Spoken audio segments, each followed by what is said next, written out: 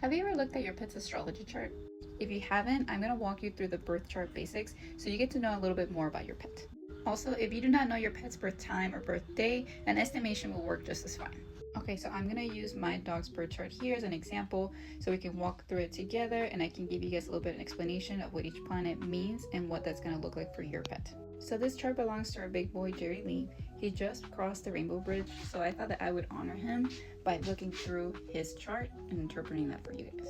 So if you do not know your pet's birth time, you're going to ignore these houses here because that will not be accurate. So we're just going to go ahead and focus on the planets here and what they mean in each individual sign.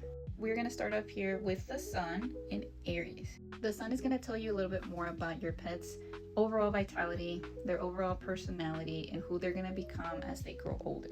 It's kind of how you carry yourself and who you are to your core. My dog here embodied Aries energy as he was very athletic, go-getter. He had a lot of energy. He was a very athletic dog and he liked his own independence and liked to do things his own way. Very Aries energy. Now we're going to look at his moon here. His moon is in Sagittarius. The moon is going to tell you more about your pet's inner world, their feelings, how they interpret the feelings of others, and how they want to be cared for. Our dog had a Sag moon, meaning that he was the happiest when he was outside exploring, being free, being adventurous, and just being independent.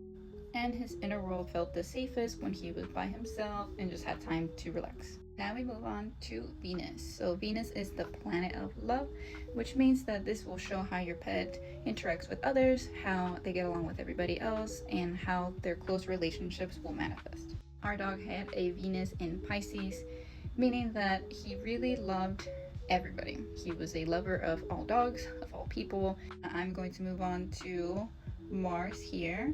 Mars is the planet of drive and energy. So for your pet, this is going to show how your pet moves on the day-to-day. Are they more active? Are they less active? What drives them on the day-to-day basis? Now, this is when you start to layer things a little bit more. Although our dog was an Aries sun, meaning that he had a lot of Aries energy, very excited, very athletic, when it came to his Martian energy, he actually moved a lot slower when it came to anything outside of play. He loved his downtime and he loved to be alone, a very Taurus trait. Whenever he ate his food, he was the slowest eater. He liked to take his time and just enjoy the everyday things. Again, a very Taurus, Venusian energy about him. This can also show your pet's temper. So for our dog, since Mars in Taurus is debilitated, it means that the pet will not be as easy to anger as it would